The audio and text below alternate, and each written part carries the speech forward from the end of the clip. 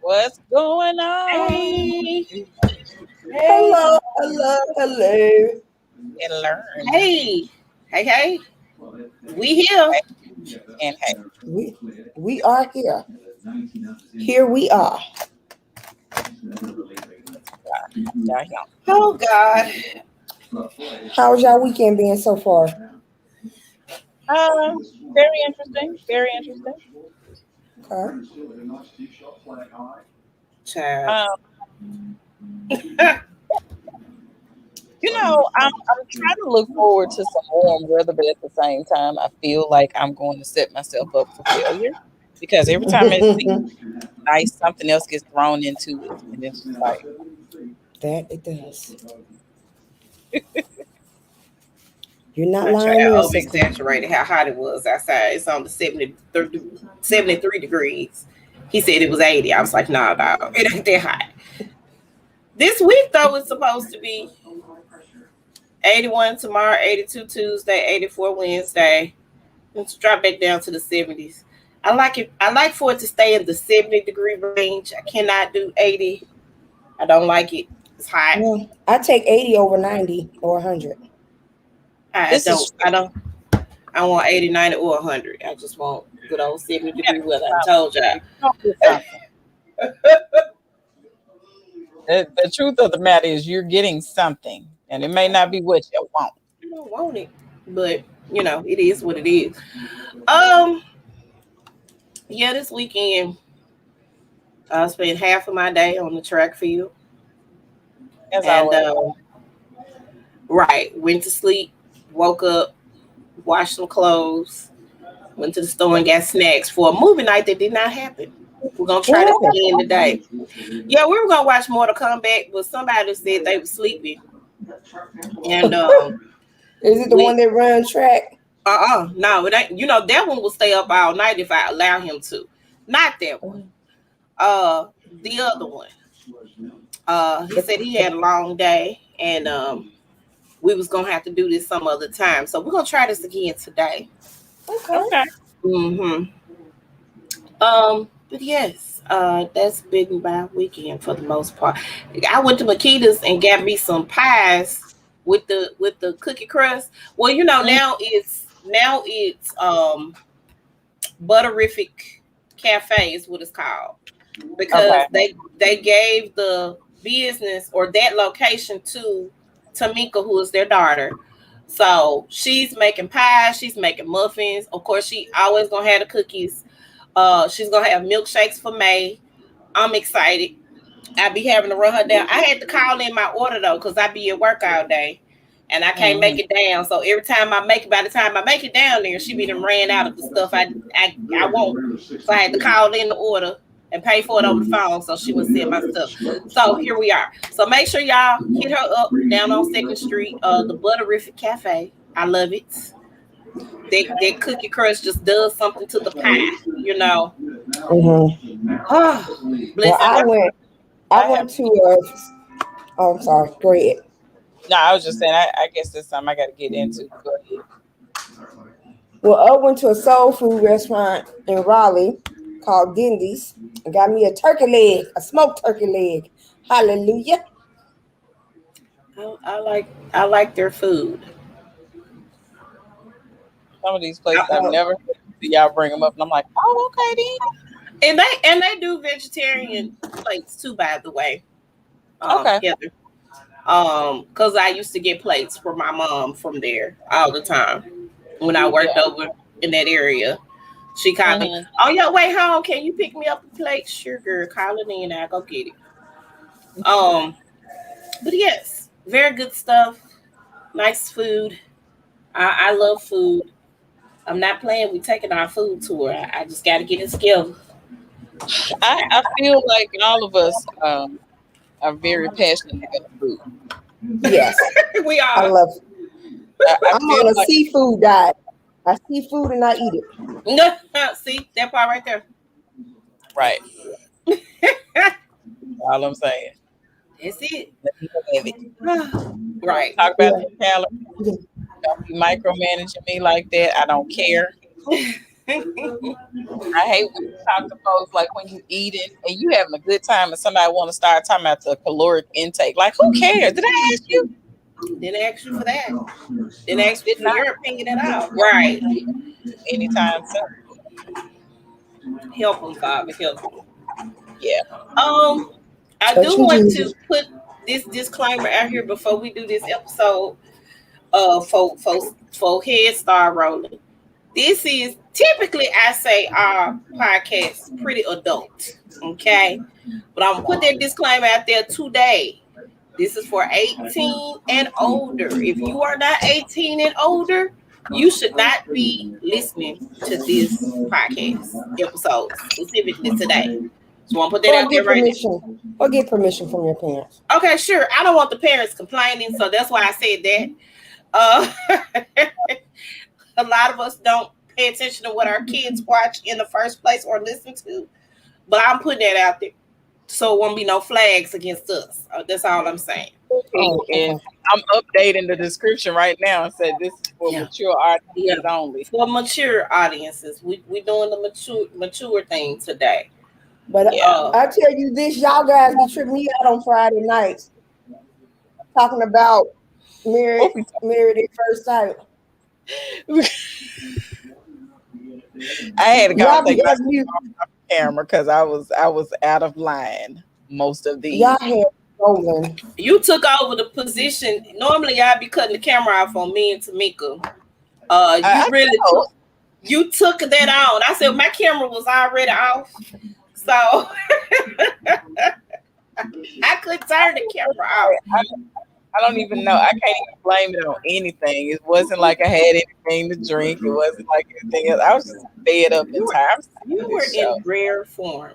Rare form. Yeah. And I understand, Heather. I understand because I'm tired of it too. I'm like, they all need to get a divorce. All of them. Just all. And I really don't think they're actually legally married just yet until the decision day. That's what I think. But the only reason I know it is because they have to actually go through the court system to divorce. That's the only reason why I say that I know they have to be. It has to be some type of legal something to it. Yeah. Let me tell you, I don't know what they're doing, but they need to stop. They do need to stop doing that. Mm-hmm. Do need to stop doing that, whatever that is. Because I think they be pairing bad wrong types for the ratings. I think that once they get the one or two for sure matches, then they just kind of throw something at the wall. I'm with you on that. Like, oh, this seems like a really good bad connection. And I'm kind of tired. Bad connection makes for good TV. Yeah, and that's the problem because when you're looking at stuff like that throughout a lot of reality shows, it's cool for TV, but then the aftermath, the fallout, your actual life. Yeah, right. At the end of the day, it is. It absolutely is. I think somebody put on the website, on the group page, that Mindy from a couple of seasons back, you remember her, Heather, Mindy? Mm-hmm. Yep. That Mindy and Jacob should be together. You know what? I think Mindy needs a second chance. But for something strikes me to make me think that Jacob like women of color. You think he like a black woman? I think he likes some swirl. I think he likes some non-whiteness. And I probably need some non-whiteness after this. And think about this though. If you ever notice when he talks to when he was talking to Paige and Brianna, how he lit up when he talks to them like, hey, let me hug you, girl. Come on. It's a different type of conversation with them, with his body language. And I know that everybody's thinking Haley, but I got a feeling that he is down with the swirl. He may be. He might be a little interesting. They do need to do a second chance show, though. I really feel like they used to do that. They used to get a second chance show. They need to do another one. I feel you on that, Heather, because you remember when he was at her apartment, her place, and he looked at that dress. Oh, that's a Karen dress. Yeah, that's what he said. Only someone woke would go there. He was like, that's a full-on Karen outfit, boo, because he is not feeling it. He's not down with that. And that's the thing that I think she can't stand about him, because Jacob can see right through her. And y'all know I'm always the one, like, I'm for the wife. I'm here for the wife. I can't, not Haley. She ain't gonna be the wife. No. She's gonna be alone for the rest of her life. But y'all, you guys tripped me out on Friday night. Y'all give me life. I thank you for that. Well, thank you. And anything we can do to help. Listen, go and get yourself ready for next Friday. Yes. Okay. We'll bring you in on next Friday and on the reunion show. Oh, okay. I'm here. I'm gonna just try. I'm be taking notes. If Myra, because the two of y'all be killing me, I'm gonna get y'all on this. Hilarious. Yeah. I'm gonna put y'all on here, and then I'm gonna just take myself off camera because we gonna be acting. We are gonna be acting a whole fool. But we need to have a party. We need to have a "this show is over" party. We surely should. And then what? Another month or so? Isn't the next season coming on? Boston. No, I'm trying to get into Australia, the one in Australia. Yeah, no, Boston is the next season. Yeah. Because they had already recorded it, yeah. They yeah, they quick with the new seasons. And you know Tristan from the Dallas season got married. His brother's on the cover of a magazine. He's Tristan, because him and what's her name? The other one. Both of them were road lizard crazy. Both of them. And he kept trying to blame it on her. You crazy too. So you two are crazy. All right, we're gonna get this show going. Yeah, we're ready. All right, here we go. All right, time for the shine. Shine. Okay, this week's shine is going to a 22-year-old who came up with an app for people to build credit using their common expenses, like your everyday stuff, like your utility bill, your Hulu, your rent, those types of things that you would pay that you don't normally necessarily get credit for on your credit score. This app is doing it, and this young man, military brat, traveled a lot. His parents had a lot of kids. He got accepted into USC, became a little frustrated. Heather, can you go to the next slide? Oh, I'm sorry. It's okay. I'm just a run in my mouth. Mm-hmm. There you go. His name is Michael Broughton. And the name of the app is called Purge Credit. He got frustrated because he got accepted into USC. Sometimes we don't always get full scholarships to school. And that was his case.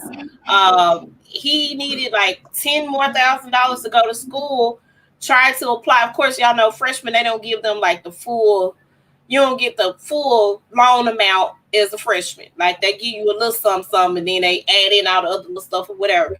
So what ended up happening is that they had to try to figure out a way for him to get the money so that he could go to school.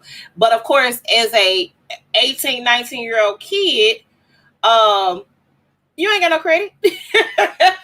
So a lot of times the private lenders, they're not so ready to lend you money for school off the rip, off the cuff. That you got to do something. You got to have some student loans somewhere else before they'll be like, okay. Or you have to be able to prove that you can pay it back if you do go through a private lender, because that would be your only other option. Would be to go through a private lender after the federal government's funds have been exhausted. So he decided to build this app from that experience that he had. The app also teaches financial literacy as well. And he just was on Clubhouse. Now, I don't know how Clubhouse works. I don't know if y'all can go back and listen to stuff. But he had he just had a talk. I don't know what y'all call it on Clubhouse.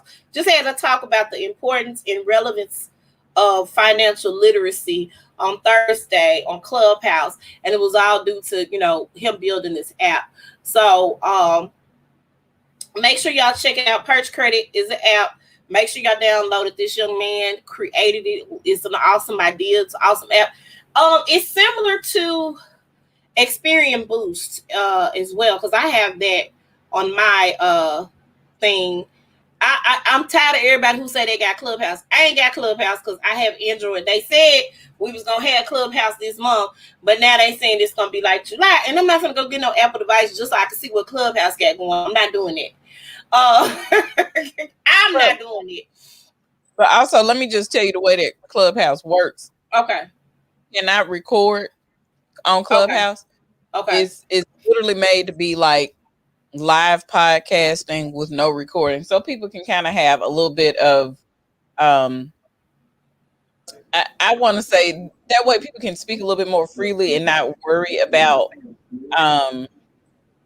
things being repeated or recorded. So the other thing about it is the way that Clubhouse works is it does detect if you try to screen record and record the information as well. Right.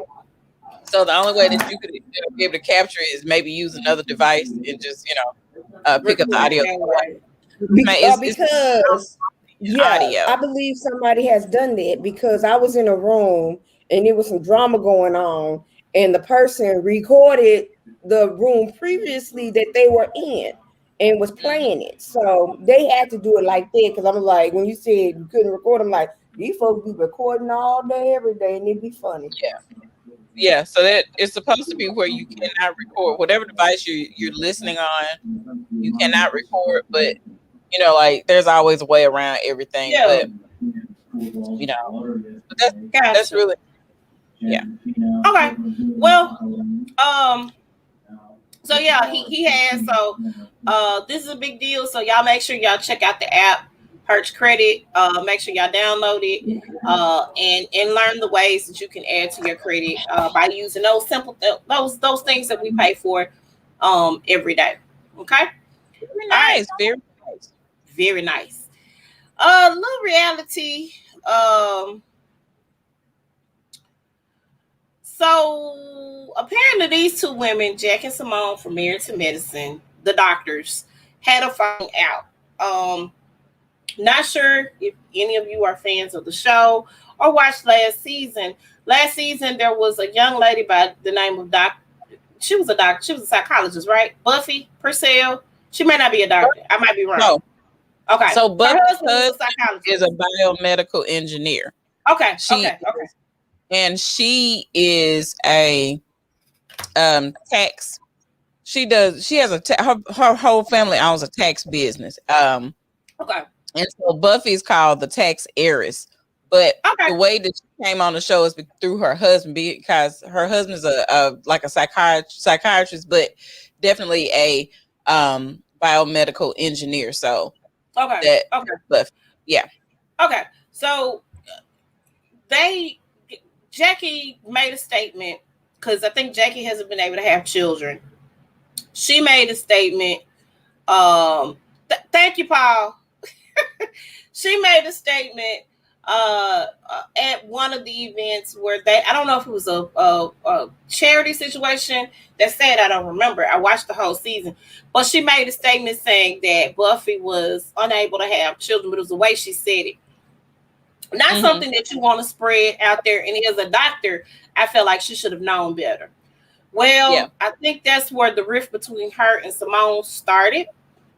And then from there, real quick, so you can. So she had a little open. This was an event for her cancer. Because Jackie's been very public about having cancer and everything, and she was talking about infertility. But in the middle of her having a conversation about infertility, she happened to call out Buffy and Buffy is infertile. And that's where the problem was, because everybody's like, number one, because you are a doctor doesn't mean you're my doctor. Number two, Right. you're violating any type of conversation that anybody's had, because I think Buffy had mentioned they had struggled with, trying to conceive. Yeah. But that does, it was tasteless when she did that. So, and if that season was trying to tell her, you were wrong and you should really apologize, and she was not very she wasn't embracing apologizing. No. She apologized, but it wasn't a real apology either. No, and I like Jackie, but I was like, girl, right. I was like, girl, but explain to me, why you ain't apologizing, because you're wrong. Well, that's where the rift between these two started. Simone didn't agree with how Jackie handled that situation. Everybody told her, that was wrong. Her and Heavenly became a little closer starting off. And from my understanding, watching one of Heavenly's little lives or whatever she does on YouTube, when they first started out with the show, and I don't remember watching, I don't think I watched the first season of Married to Medicine. I didn't come in until like maybe the second or maybe third season, but she said when they first was going through the process and everything, it was her, Jackie, and Simone that were just pretty much cool. They were kind of the three amigos starting the process, and then all of a sudden it was kind of like a line drawn in the sand. And so some way, somehow, her and Simone kind of fell out. I think they really fell out when Simone's husband inserted himself in their drama and made a statement or comment online, and Heavenly was like, well, you ain't got no job. So, something like that. Something to that effect. Dirty and personal. Yeah. So that became a thing. And then, so it seems like Dr. Jackie and Heavenly were getting close, and she made a statement at the reunion saying that, she felt like Heavenly was, one of her closest friends. That pissed Simone off as well. So apparently we thought they had made up at the reunion, but apparently not, because at the beginning of this current season, they weren't even talking. Simone had a drive-through graduation celebration for her son, the son that Jackie was the baby's doctor. She delivered the baby. Let me put it that way. And Jackie was not invited to the drive-through, the graduation drive-through, period. And I was like, yeah. Go ahead. No, I was just saying Jackie delivered him. That's what the thing was. Yeah. Like what? Right. She was not invited to that baby's graduation drive-through, the graduation thing. So it was kind of crazy. And people were like, so where Jackie? And she was like, she wasn't invited. And they was like, this is weird, because the baby ain't, she delivered the baby. What? This is crazy. Y'all need to talk. Right. So they kept trying to get them to talk and to hash things out. They finally sat down and had a conversation, and it came to understanding. I'll say that. I don't know if it's going to go back to the way things were. Let me say this. I don't think that this disagreement was that serious, because it wasn't about them per se. It was about other people around them. So I don't think it was that serious. But I'm glad that they got to talk, because they've been friends for like 20-some odd years. They've been working at the same hospital. Like, it was crazy, because they were even avoiding each other at the damn hospital. Like, come on, man. It's not that deep. It's not. So I am glad that they got to sit down and have a conversation. The whole crew is right now, I think, in DC. They got to sit down with Reverend Al Sharpton. They're going to get to sit down with Attorney Benjamin Crump. They're gonna show them and their involvement in the Black Lives Matter and what they're doing as far as that's concerned. I'd like to see those things on Married to Medicine and other shows, other Black shows. What is the involvement in those movements? I did like that they were giving the free COVID tests. They did show that at the beginning of this season, where all the doctors were kind of getting together and giving the COVID tests to people in the communities where, you know, they probably wouldn't have had access to the testing. So they were doing that and they pulled together to do that as a team. I did like that. So that's what I like to see when I see shows like this. I don't particularly care for the drama part of it per se. I know the drama makes for good TV, but I really would prefer to see what you're doing in the community, you know, about your practices, that sort of thing. So glad that they were able to hash these things out. Yeah, and the other thing when you talk about this is when I see a show that says Married to Medicine, I really wanted to see, you know, the things they do in their daily goings on. Like, I get it's a reality show, but I rather it be closer to a documentary type of situation than a reality show where you set in a situation. Because these people too educated and too rich. You know, my thing is you too sophisticated, you too educated, and you too black to be going on camera. Yeah, acting a whole fool. A you know, an example to other people, and a role model per se, and y'all always cussing and fussing and throwing stuff at each other. Yes, I understand people are real, and this is how people deal with stuff on a real basis. But at the same time, I get tired of that. I don't necessarily need to know that y'all still mad at each other. Like, it don't make sense. Yeah. I also need Toya to go to somebody's AA meeting because she's drinking a lot in this show. She's becoming a sloppy drunk on the show. I just want to put that out there right now. I wonder if it's because of COVID. You know what I'm saying? Like, a lot of people started drinking a lot during COVID. No, she's been a drinking before COVID. That girl. Yeah, now I know she can put it away, but I'm saying if it's getting to the point where it's sloppy, it's affecting how she functions, then I really wonder what's happening that's causing that. You know, and I know a lot of people in my circle since last year, either they just completely stopped drinking because they like, this is not good to be alone and be drinking all the time, or they picked it up more because they're like, I ain't got nothing else to do. I think she picked it up more because of COVID. And here's my other issue with Toya, and then we're gonna move on. I'm mad that the husband goes to work all day and then he come home and he cook. Toya, what you doing all day, girl? The kids at school, they online, the teachers teaching them. Wait a minute. He come home and cook? He came home, he took his shower, and he got dinner started. Toya, girl, she's sitting at the counter with his wine, with her wine. I'm sorry. Dinner when you come home from work. Girl, what you sitting at the house doing? It's COVID. You taking tennis lessons and hanging out with these other folk who got nannies and whatnot, and this man got to come home and cook? I need to know. How do I get that set up? But I ain't mad at her. I ain't never mad at nobody. This man came home and started cooking. I said, you go right here in this kitchen right here, and you can cook a meal. Girl, cook a meal. Maybe he didn't like what she prepared or what was left over. I don't know. No, you know, he came home and cooked. I used to look at stuff like that, and I think about some people. That's their way of. That may be his way of de-stress, compressing when he come home from work. Probably. So I was like, girl, you ain't doing that all day. And and then also, aren't they both like? And I want to say he might be.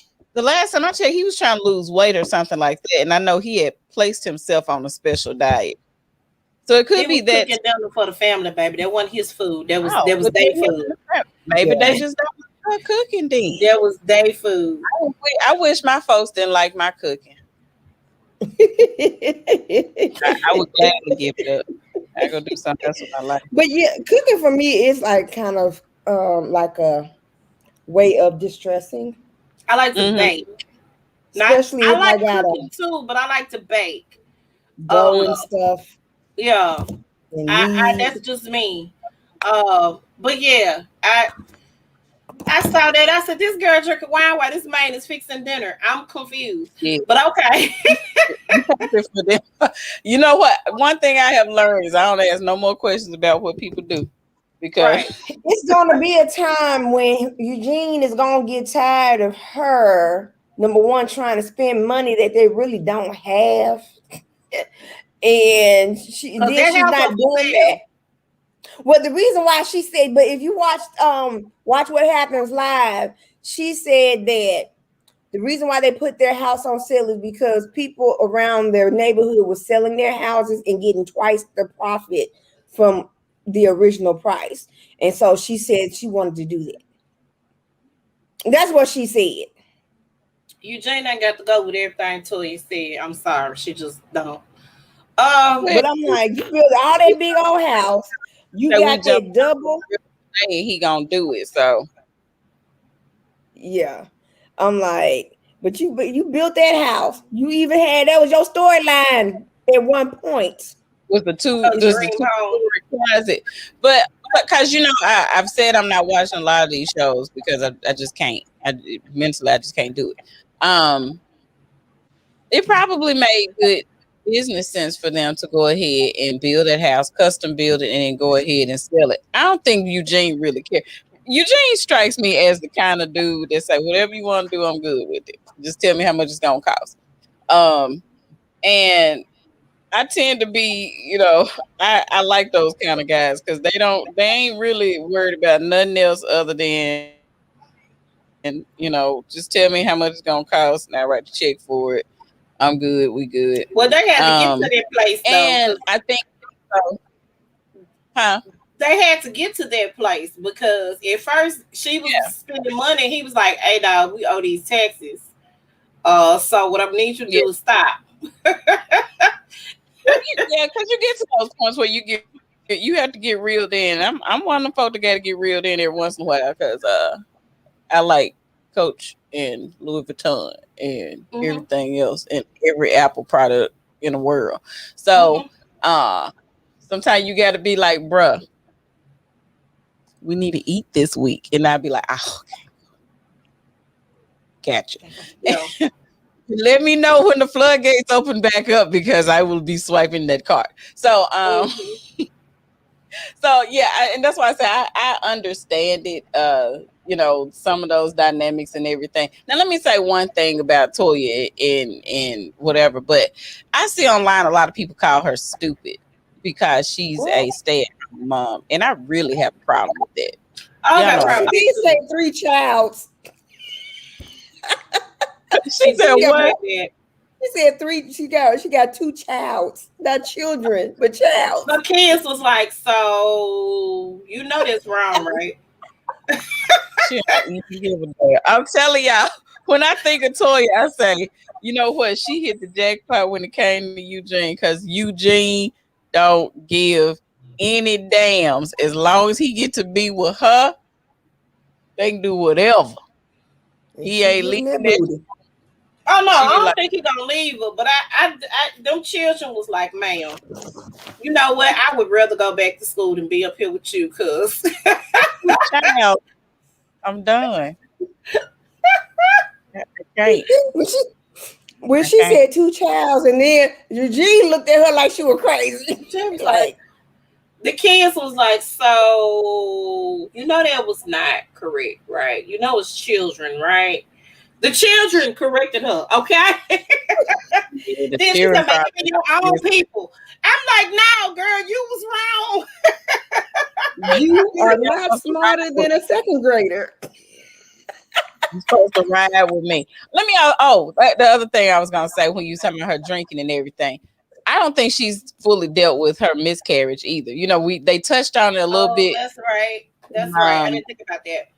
And sometimes you self-soothe by drinking because trying to tell us the girls. I'm talking to Wendy because her camera went down. No, I was looking for my drink. Oh, I'm sorry. None of them, honey. I ain't got all of them. Oh. Yeah, I don't think she dealt with that miscarriage either. Not properly. Yeah, I think that's got a lot to do with what she's doing too, because and I think we've all talked about this. When you go through a loss, especially like miscarriages and stuff like that, it takes a little time for you to to fully process. You know, even if it's overdone, you know, a lot of people be like, well, you know, if you was only a couple of weeks, then it shouldn't matter. I'm like, it's a loss is a loss. And sometimes you got to come to terms with it.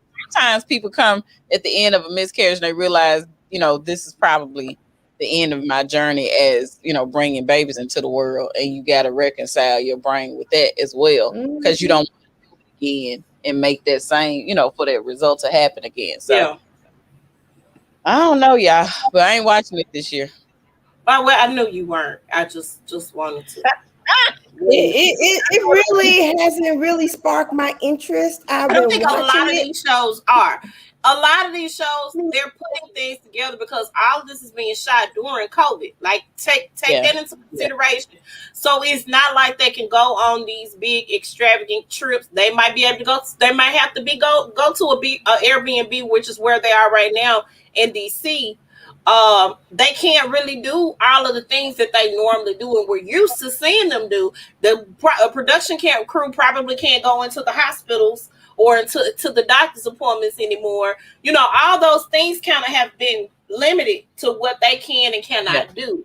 So they're in the middle of COVID. So I really don't think that any reality show, for the most part, with the exception of Mona, I think Mona has taken her little 2 cents and then flipped it into some other things, because she got some limited series going on with I know she did the family reunion. I watched it. I was thoroughly entertained. It was fun to me. Really? It was funny to me. I loved it. And you had all the different casts from the different things, and they still had drama. And it was fine. Right there on the little Arizona resort, they came to terms with some stuff. They squashed some beefs. Now, they didn't have no, you know, people, they didn't have no rivals there. They had, you know, people that they felt like would get along, because they didn't have time to have bodyguards and security and all that stuff to break up no fights. They didn't have time for that. Now they're doing the couples thing right now, which I think that's a limited series too, until they start bringing back, you know, the regular shows. So I think none of the reality shows, for the most part, is really that interesting. Atlanta, I'm gonna use it for example. They took this bolo thing and then ran with it, honey. They ran marathons with the bolo situation, and they still talking about it. So it was not. They have not had interesting reality. The Married at First Sight, I'm in comparison to the other seasons. You know, I feel like they probably did have to drum up some drama. Yeah. So, no, they had some shortcuts. So I don't think any of them are going to be interesting. I'll watch whatever, you know, because some way somehow I end up being loyal to stuff when I get reeled in. But other than that, I can say that no, this season has not been what the previous seasons have been, but I think it's due to COVID. Yeah. Well, I know they're talking. It's rumors that the producers want Phaedra back on Atlanta Housewives, and I'm okay with that. And of course, Candy. I'm okay with Candy, like, you know what? If she on it, I'm gone. And I'm okay with Candy being gone. Yeah, you making enough money. I'm tired of seeing you don't have a storyline. To be honest, you really don't. And a lot of the stuff that you have is because of your former best friend Phaedra. Let's be real. Somebody pointed this out in one of the groups. The bedroom Candy would not have happened if Phaedra hadn't introduced her to the manufacturer, if I'm not mistaken. They had a meeting. Phaedra introduced Candy to them people. You know, she had connections and she helped you out with a lot of stuff. Like, stop. And then you took the rumor that Carlos King apparently, quote unquote, allegedly started. And you took the rumor and you made money off of that rumor. I feel like you should be over it. Let it go. You had a whole tour based off of that rumor. Like I said, about a lot of all this deep-seated stuff that they tend to have about each other. I'm really done with them. Yeah. I'm pretty tired of I just can't. It's over. Yeah. I know you over it. You over it. I'm over Kenya. I've been over Kenya. Okay, next slide. Moving right along. All right. Come on. Okay. The gift that keeps on giving. Let me say this right now. Did y'all watch that? Baby, listen, I'm all in. Understand, I am all in. I have to watch it. Y'all were not gonna watch it. Let me just say. Everybody was like, I ain't watching this. Look, I ain't watching. It was recorded because I record Married at First Sight because I like to go ahead and speed through the commercials. Yeah. So I watched it the next day, but it recorded the Unmatchables, and I said, you know what, I'm gonna watch that later. Baby, because I gotta catch up on the couples cams. I cannot get into couples cam at all. I just can't. It's cute. Y'all happily ever after, that's real cute and dandy. I can't get into it. Well, apparently Shawnee and Jeffy? Yeah, I don't know if they're together now. So she was on Twitter. I happened to be on Twitter the day she was like, okay, she just went on a rant on Twitter. Something went down. I'm not sure. She done posted pictures of herself, too thought to try out here doing the thing. And then she went on and shut down her Twitter page because she was like, I can't right now. But I also know this about Shawnee and Jeffy is that since they have been married, go into these cycles of breaking up and getting back together. And they got the little girl now, so they got to bring her into the drama. Yeah, little Laura. She's so cute. But yeah, I think, that's the only thing with Jeffy and Shawnee is that they have a very, I didn't even think they were going to say on decision. Yeah. And then they ended up pregnant right after decision day. So they sure did. You ain't lying, Heather. You sure ain't lying. Well, I'm not going to spoil it for you, Wendy. Well, you can talk about it and I can still watch it. It doesn't matter. Well, people don't spoil things, but I know that it was one of the girls that said she never kissed anybody.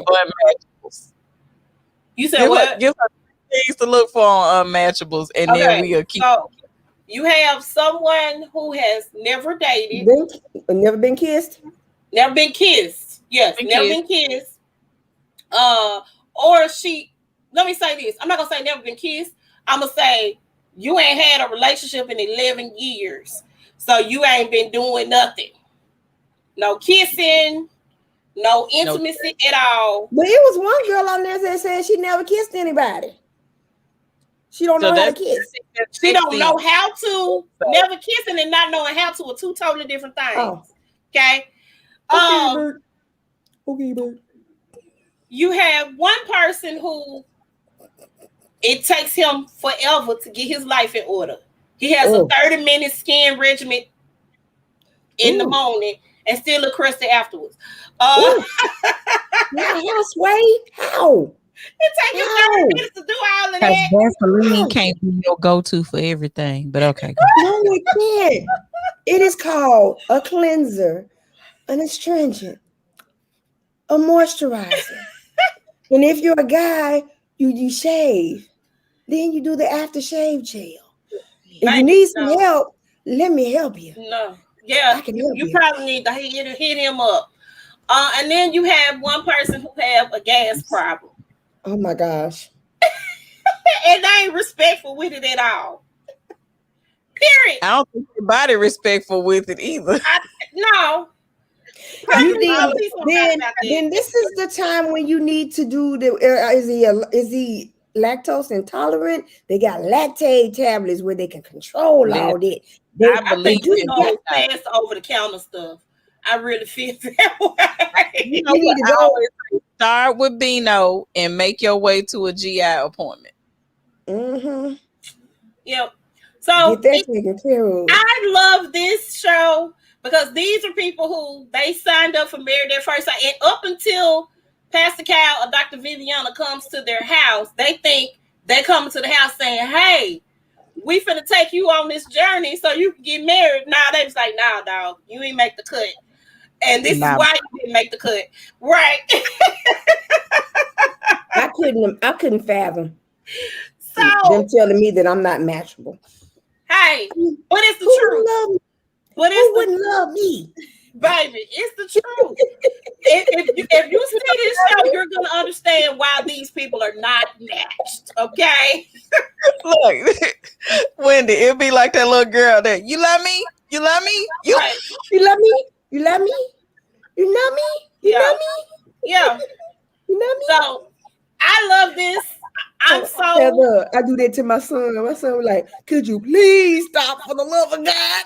I'm like, "You love me, you love me." like, no folk on the show said no. No, we don't love you. So when you watch this, I think this is going to open up. I like this show. I actually almost like it as much as I like Married at First Sight. Real talk. I'm digging it. So I can't wait to see what other train wrecks they have to show us, because these people are oh God. Can't wait. I almost want to do the Regina Howell. I know, like that's how you watch it too. You like, Right. Oh God. Yeah. I'm there. I'm really, really there. And I don't know if we are going to do the review of this show on our review crew. I'm not sure. We talked about it. Because either today or tomorrow we're gonna do it. I'll talk to everybody. I'll see if anybody is ready, but we definitely need to go ahead and review this. I think everybody's watched it and everybody has a positive feeling about it as far as watching the whole season. So definitely we'll do. Okay. So y'all follow us for the review crew so y'all can join in. Right.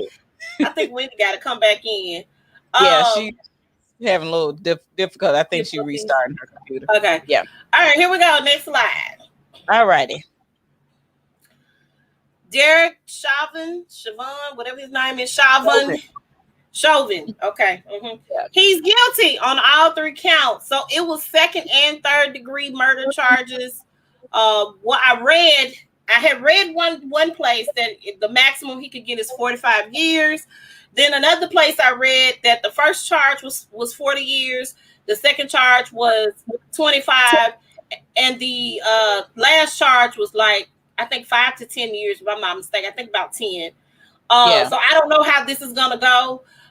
Either way, 45 years. He's 45 now, so he'd be 90 when he got out of jail. Any time past that, he's gonna be 100. So they had him on suicide watch. Now there are reports coming out that he had some misconduct in his police record. I don't understand why that was inadmissible for this trial.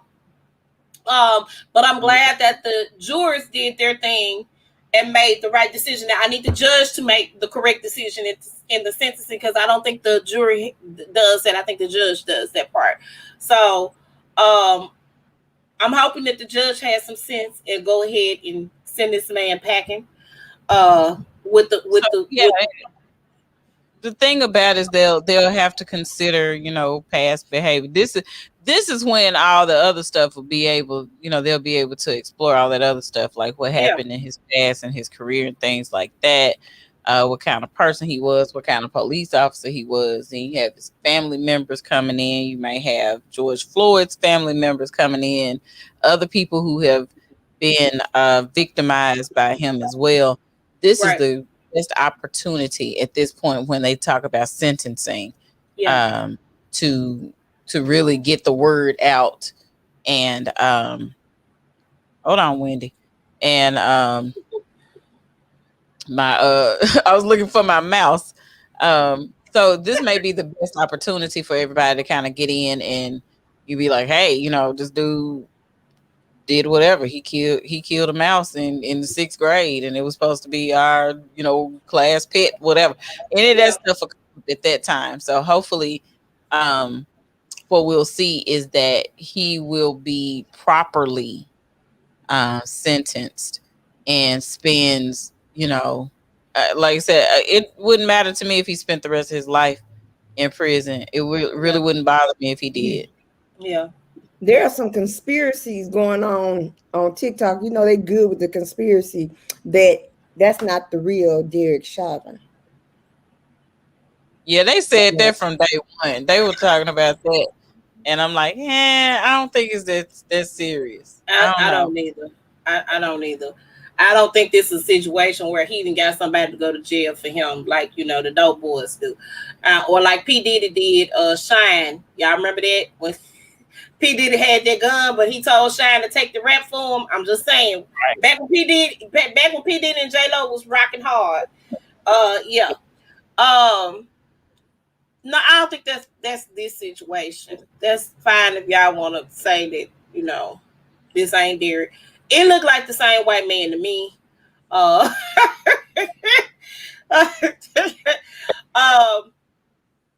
I'm very grateful that they made the right decision. And they came back quick. I was not expecting them to come back. I thought I said, oh Lord, they finna screw up. No, they came back and said guilty, baby. Guilty. So I'm glad that they did the right thing and did what they were supposed to do as the jury. So we were very happy about that guilty verdict. Right. All right, next slide. Okay, let's see. So this right here, people are having drag out fights on social media about this situation. And I don't know if this baby's 15 or 16. I've heard 15, I heard 16. I'm not exactly sure. Some news reports are saying she's a teenager. She and her siblings were split up and put into foster care, temporary foster care. And I've heard differing stories. Not what I saw on the body cam. I've heard differing stories about the situation that led up to this. One story in particular I heard, and if this is indeed true, there are certain people that need to go down for this because this is crazy. So one account I heard was that the foster mother and the people in the household were trying to fight. Sorry, my rude child came in, opened the door, and didn't close. I'm sorry. That the foster mother was calling people over to jump on this girl. And I'm not sure why she and her siblings were put in foster care, because of course she does have a mother who's been very vocal since this has taken place. There are other reports saying that there were two girls, or one girl was actually a grown woman, came to her foster home to jump on her and to fight her. On all accounts, she's an honor roll student, from my understanding. Not sure why people are trying to jump on her, but somehow, some way, she got a hold of this knife, and right before the police shot and killed her, she looked like she's about to stab the person.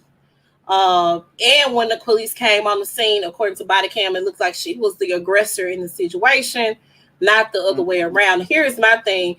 I tell people all the time, you do stupid things, you get stupid results. Those girls get attacked by that knife. You shouldn't have been over at that girl's house to jump on her. Right. I don't know. There are so many different stories about what happened. What I do know is I felt like the police could have.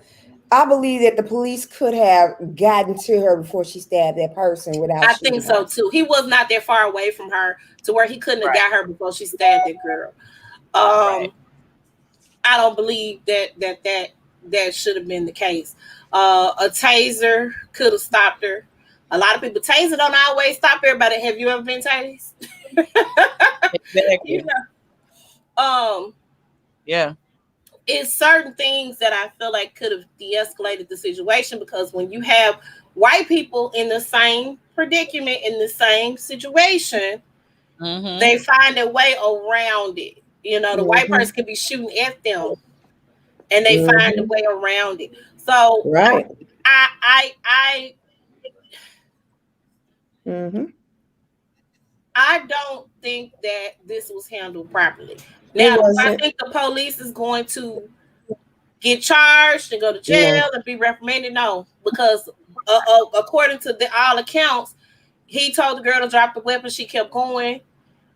He told her to drop the weapon again. She did not. He shot her. I don't think he should have shot her that many times. I think he should have probably shot her once, or he could have tased her. But I don't think that that was right. I don't think that she should have lost her life because of that. That's just my 2 cents. A lot of people are saying other things in regards to that. I don't. She's a child. And here's my thing about it. If it was a black boy, people will be up in arms because it's a black male. This is the black female, and y'all just really, it's like with Breonna Taylor. Yeah. Okay, she wasn't even a drug dealer. And she still got shot, and people blaming her where she shouldn't have had a boyfriend that was a drug dealer. The boyfriend wasn't a drug dealer. But it just upsets me that they're talking, well, she had the knife and she was lunging at a person going to stab some other person. If that was my daughter about to get a stab, I would want the police to do that. First of all, your daughter went over there to go fight the girl. So I don't care if my child, let me say this, I would be pissed off if somebody stabbed my child. However, if my child put themselves in a stupid situation, because that's the situation that the child or adult, I don't know which, because somebody said one of the women or one of the young ladies that was there was 27 years old to go fight a 16-year-old girl. So here's my thing. You put yourself in the situation. Right. I'm listening. Go ahead. And the results are, you gonna get your, and she was whooping their ass. Let me tell you that right now. She was whooping their ass. Both of them. Understand? Taking names and kicking butt. Listen, she had both of them girls. One was knocked down on the ground. This other heifer trying to jump on me. Let me go get her. Like, you came over there for something that you weren't prepared for, ma'am. Right. And the other thing is, what really kills me about these situations, and no, I don't condone fighting. I don't condone any of that stuff. However, I do believe that you should defend yourself and do it wherever you can. When you got somebody like that that's in survival mode, obviously people have been bothering her for a minute. And that's the other thing. Kids in foster care are often bullied because they're in foster care. Either they come into contact with other kids that they are sharing a house with, a home with, or people at school will be picking with them or something like that. You don't know the story. Or the foster parents themselves are bullying and taking the kids through changes. Right. And that's the problem for me. It's like when you get to that point where you're always in survival mode and, basically you have nobody but yourself. What do you expect? So, like, I really want people to really consider this as well. The fact that we tend to have no issue with blaming, especially young ladies, for their behavior. We, for some reason, and I posted that a couple of days ago. Just say y'all don't like little, black women, and we can go on about it. And we good. Just say you don't like us, and we straight. Then we know how to. We can adjust accordingly. Shit on the black woman. Yeah, you find every opportunity to shit on a black woman, and that's where I am with that. I get tired of the same crap every time. Well, what did she do? You don't ask that when Lil Ray gets shot and killed, and we be out here marching for your. And keep in mind, I'm gonna march for my boy, because I have me. I'm raising men. Okay, so I have 2 sons, so I understand the scarcity of it. I was getting my hair done earlier. Another lady was getting her hair done. And she was talking about a situation her son put himself in and how she was scared because it's like the police. I'm trying to tell him to calm his stupid tail down because I don't want him to be another hashtag out here in these streets because the police is going to mishandle this situation. So here's the thing. I understand wholeheartedly how hard it is to be a black man. I see that. But y'all got to stop shitting on black women. Y'all have to stop that because it's the same thing. why would she have that? Because the bitches came to jump her. Yeah. I'm gonna have a night. Yeah. I'm gonna have whatever. I'm gonna have something to protect myself. Absolutely. And just be like, you know what, guys? I just think we need to sit down and have a conversation. But No, you know what? No, Come but they July. came over there to fight, and that's what she gave them, a fight. Come That's what she July, gave them. with this open to carry with the state of Tennessee, it's gonna be a lot of more homicides. Oh yeah, oh yeah, oh yeah. It's going to be. People just gonna be shooting up the storm, and it's gonna give permission not only for us to kill each other even the more.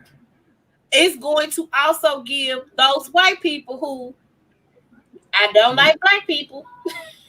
So I'm gonna say that they're gonna try to hurt me. If I feel threatened, I'm gonna shoot them. I'm telling you what it is.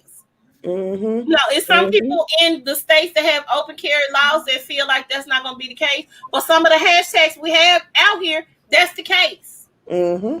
Your baby going to take the trash out, and the man shoot him, 13 years old.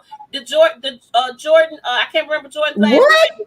Yeah, it's a hashtag. I can't remember that baby's name. He went outside, his neighbor shot him. He went outside to take out the trash. His mama sent him outside to take the trash out, and his neighbor shot and killed him. Old white man. And what did the old white man say? What you mean what the old white man say? I mean the reason behind him shooting him. Hell, I don't know what his reason was, but he shouldn't have shot the baby. The baby just took out. I'm just trying to I'm just like, it ain't no justification. Not just, I didn't mean to say justified, but I was just like, what was his reasoning behind it? Like, did he think his life was threatened and all these other things? He didn't have no reason. He probably should have been in somebody's old people home and should not have been living alone. So he should be in the jail cell right now. I think he did go to jail.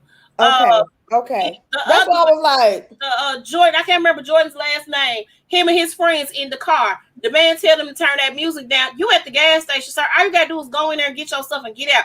They didn't turn that music down. You gonna shoot in the car where the kids are because they won't turn that music down. 17 years old, lost his life. I remember in Florida. And I think he did go to jail for that. Oh yeah, he went to jail. He deserved to go to jail. Yeah, I think he got sentenced for that. Yeah. He deserved to go to jail. But here, that's my thing. People say that's not going to be a problem. It's going to be a problem. Mm-hmm. It's going to be a problem. Always. It's going to be a problem. Yeah. So, no, I think that, we got to stop justifying the rules and regulations and the laws. I knew that it was going to pass, and the reason why I knew it was going to pass is because the amount of people that we have up there for the state Senate. Tennessee is a majority Republican state, so I don't ever expect certain things to happen. That's not. Now, can we turn that around? We can, but in these little, what's going to turn it around when some of these white folks get killed. That's going to turn it around. Right. So that's my thing. We have to be able to think, on a larger level about these things because it's coming down the pike and it's gonna happen. But we got to be prepared. We have to be prepared. So it's gonna be the wild, wild west up in this piece, but it is what it is. Next slide. All right. Right along. That's the thing. That while this slide is trying to come up and pray for them. I don't know, y'all. I'm disgusted with people. Yes. I'm disgusted. I'm disappointed. Like, first of all, just like how I was unfriending folk during the election, I was unfriending people over the past week, especially men folks that started talking about why this little girl didn't deserve justice. I am a woman. I have daughters, and I feel like if I don't feel like just men in general, our black men are protective of who we are. Yeah. But hold on, wasn't there a grown man in the presence of all of this that could have prevented all of this? Well, he was fighting too. I don't know what his role was, but he kicked one of them girls while they was on the ground. I don't know what his role was in the situation. I don't know what happened or what went down or what took place. I don't. Okay. Okay. Here we go. Biden-Harris administration pushing for police reform. I think this is important to do this. I really think that this should have been done before now. They did each speak with the family of George Floyd, and was able to talk to them and send their condolences. And now they are trying to push for a bill named after George Floyd that will help with police reform. I need people to understand that defund the police does not mean we're taking money out of the pockets of the police. It means, and they probably should have came up with another term for it, it means that they're going to take some monies that go towards the police programming and put money into de-escalation programs, mental health programs to help de-escalate the situations, so that crisis management, that sort of thing, so that when situations arise that are straight up mental health issues, that the police is not the first person that you call. You have a mental health professional that can come and de-escalate the situation, or a crisis manager that can be on the scene to de-escalate the situation. That's what defund the police means. For people who are just regular criminals out here, that'll give y'all the opportunity to focus on the real criminals and solve the crimes that need to be solved by the police. Because there's some people out here, they just want to be, gangsters, and those gangsters, I feel like, need to be in jail. Yeah. However, or they killing their wives, Scott Petersons and stuff. That's what y'all need to be focused on, not the people who done lost their mind. And of course, we don't have anybody to call as it relates to people who have mental health, and a lot of people deal with family members or care for family members. They have mental health issues. The first person that we have to call is the police. I feel like that's not their job to help calm down a mental health patient or somebody, because they don't have that skill set, that training. You remember in Florida, it was a guy who was working with a team with mental problems, and the cops was called on him.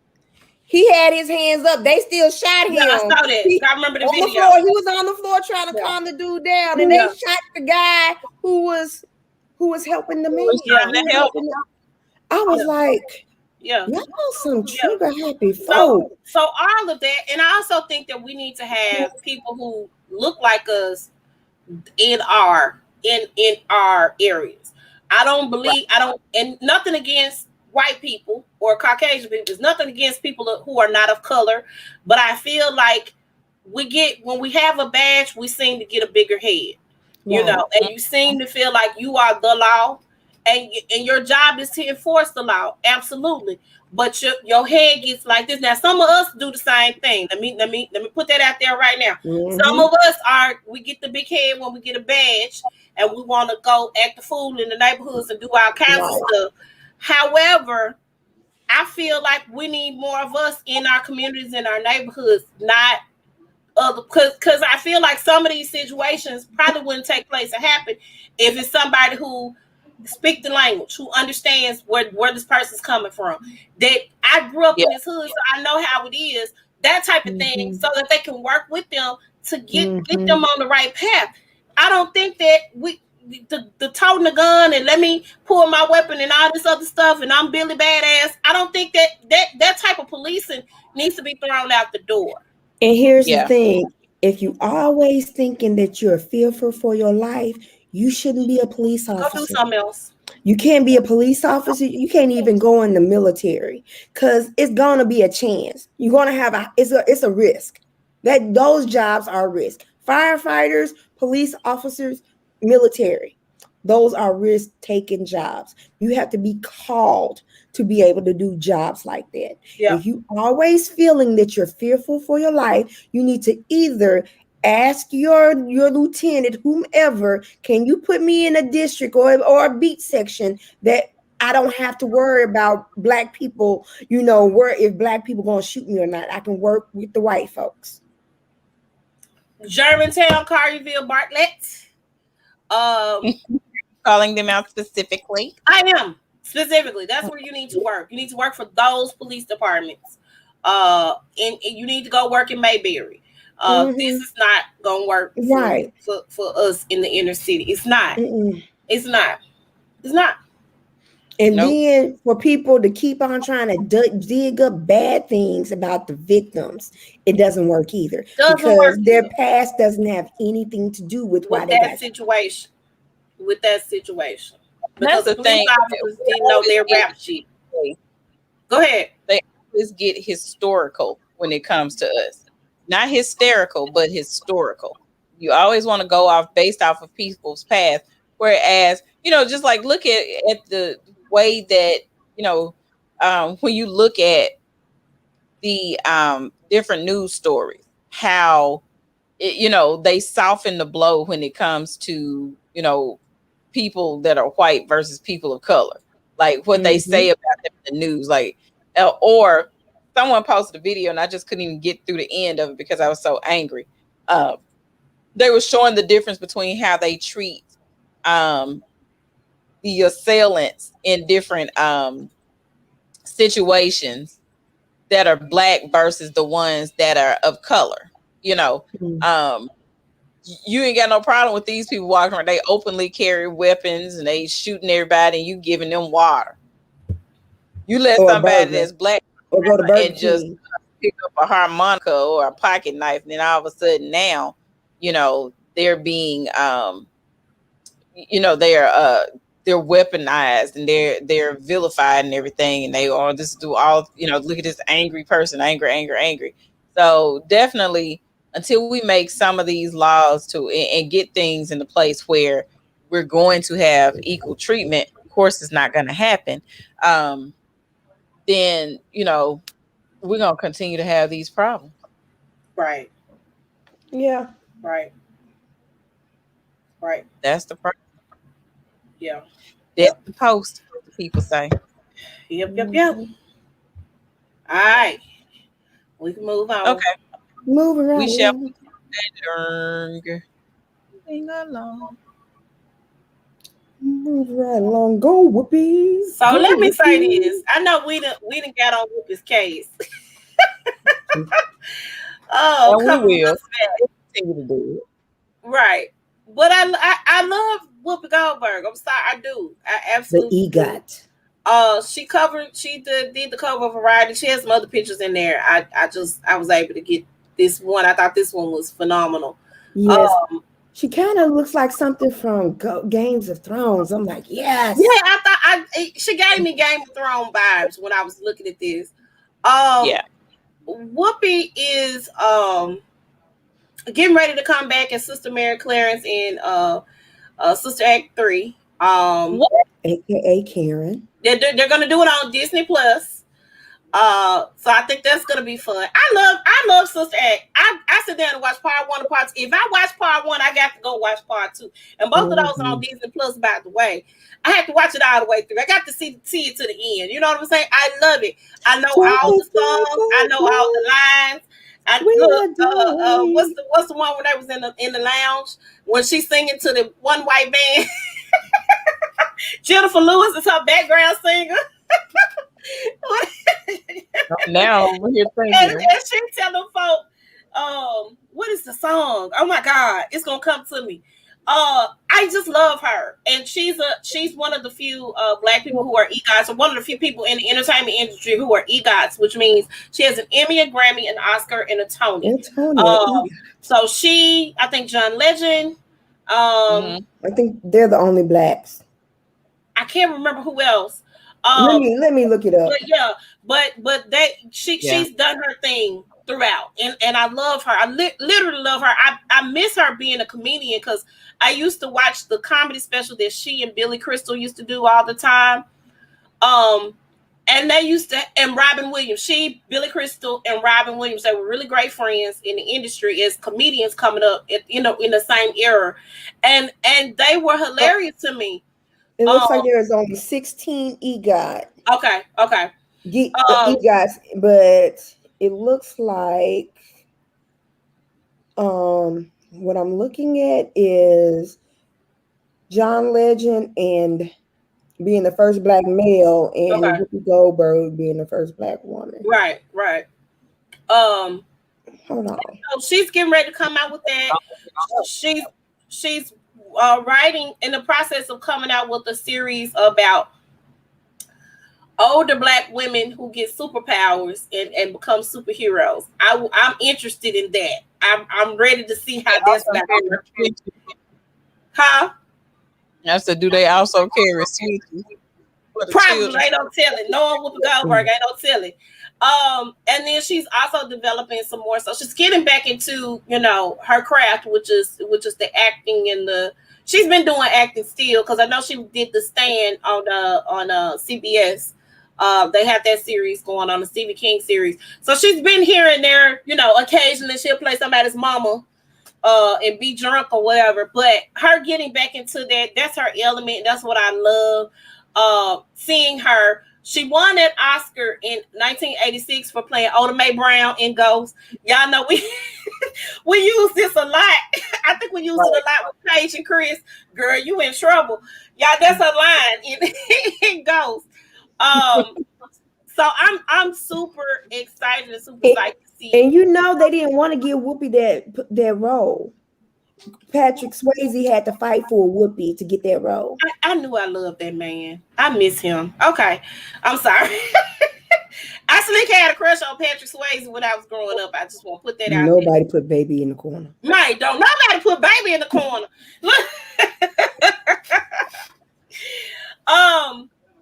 Yeah, I mean, she's been for everything that she's in, even movies that did not do so great. Whoopi is always shine. So I love seeing her on the screen. If I know Whoopi Goldberg gonna be in, I'ma laugh. She gonna throw in some comedy in there somewhere. It could be serious as hell. It's gonna be something gonna be funny about it. That's just who she is. So I love this. I love this cover. I can't wait to see. I'm waiting on Sister Act 3. Somebody. Let me tell y'all something about you shaded people, though. Somebody said, was Lauryn Hill going to show up in Sister Act 3?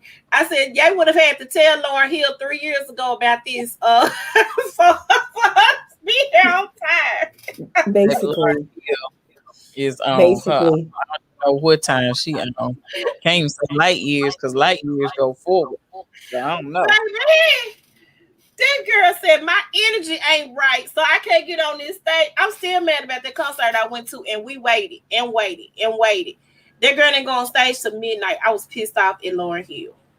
That's how you know that she really can't. She's really an artist and not an entertainer, and she just needs to stick to just being an artist. And it's okay. Then you should not do time shows. You should do pop-up shows. That's what you should do. You should just pop up. Just do an Instagram set like everybody else. Right. That's all you need to do, baby. Utilize the internet to your benefit, because we can't be spending no money and standing in lines to get in a venue only to be told we got to wait another 2 hours, 2-3 hours for you to come on the stage and sing some songs. Girl, stop. I could have just played your record in the car and had some, had some food in the car and been okay. I could have just been fine with that. But yeah, so I'm excited to see Whoopi do her thing. Please don't nobody kill this for me. Y'all, when Bill Cosby was going to come out with his stuff, that's when the Me Too movie started. So listen, I need y'all not to mess this up for me. I need to see Whoopi do her thing. That's all I'm saying. Yeah, but Whoopi be doing her thing on the View. Yeah, she be mediating and everything. She be shutting that dog on Megan McCain down. She be shutting that girl down. Let's go to a commercial break so I cuss this girl out off camera so we can reel her back in. And then next you know, when they come back, Megan is all. Yeah. Yep. All right, so next slide.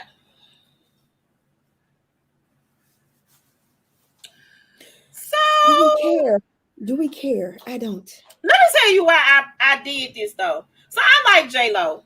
I just feel like she don't need to get married no more. I found wrong. I feel like You said what? I was talking to my mom. I'm sorry. I'm talking about Hilda.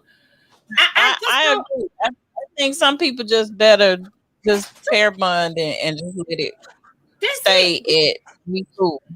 Yeah. We don't need to know who you dating. You can just be out here thotting in these streets and don't nobody have to know about it. Have everybody sign EDAs and be through with, or do what some of the girls are doing. Find you a billionaire that ain't out here in these streets like A-Rod is, or Mark Anthony, or any of the other ones you done been with. This girl done been engaged like 7 or 8 times, and she kept all the rings. Listen. Okay, hold on. Baby, She been married they were 3 times. She been married 3 times, but And she's been engaged 7 or 8 times. So she's a modern day Elizabeth Taylor. Yeah. You said what, Heather? I said, and I would keep the rings too because it was a gift. Well, that's what she did. She kept. And some people feel like she should give them back. At this point, why? Why? So I just don't think she needs to date. I mean, I'm sorry, not date. I don't think she needs to get married. I don't need her to get proposed to and get married. To get divorced in 2-3 months. I don't want that. I need you to be. And now keep in mind, she still has a relationship because she owns a restaurant with her first husband. Her and Mark Anthony have been executive producing things. I think The World of Dance is one of the things they executive produced together. It's something else that they've been executive producing. So she still has a very good relationship with the guys. I think P. Diddy sent her something when she got engaged to Ben Affleck. You know, she got a good relationship with the guys after they no longer together. But still, girl, don't get married no more. Just let that go. Let it alone. That's it. You got kids. You got them little twins. What you say, Heather? I said it's okay, boo. Just be you. Just be J Lo. Just be J Lo. Just be J Lo. Don't get married, baby. It ain't for everybody, and apparently it ain't for you. So I just need you not to do that. Next slide. Okay, here we go. Percy Miller, son of Percy Miller. You know what I was trying to find, Heather? I was trying to find that picture because he done already designed some Tennessee State shirt. He got Me Tennessee too. State. I saw one, but I wanted to find. There was one that was a little bit more clear. Yeah, that I was for earlier today, and I just couldn't get it. But yeah, we got a whole lot of stuff. So, of course, last week we announced that Eddie George was going to be the head football coach at Tennessee State. Well, Percy Miller, he's doing what a lot of the other star athletes or student athletes are doing, going from high school into college, choosing an HBCU to play for. Him and his little brother, I think that's the baby. His little brother's name is Mercy. So his name is Hersey. The little brother's name is Mercy. Mercy, I think, might be a junior, and this is Hersey's senior year. I think Mercy's coming behind him. I don't know what he's going to choose, but they went to the state championship, and they were, really revving them up. The Miller boys, Hersey and Mercy playing in the state championships, like they really, really was blowing it up, and I think they won their championship. He's a really, really good player. Of course, a lot of people don't know that Percy, aka Master P, had a scholarship to go some school in Texas. Can I remember what it was? Play basketball. And that was going to be his shot because he's a really good basketball player. But he got hurt, I think, his freshman year and ended up having to come back home. And then that the struggles he went through birthed No Limit Records. And so, but he was a good basketball player. So, Hersey is following in his father's footsteps. I pray that baby don't get hurt. I'm pleading the blood of Jesus over his life as he plays on the basketball court, because maybe he can go further and be a NBA, get drafted in the NBA and all that stuff. That's what Percy wanted to do. And then Mercy coming up behind him. Hopefully he chooses a school that's right for him, but we hope he chooses a HBCU. So we're very proud of this. Me being an HBCU graduate, Heather being an HBCU. This is Heather's alma mater, by the way. Yes.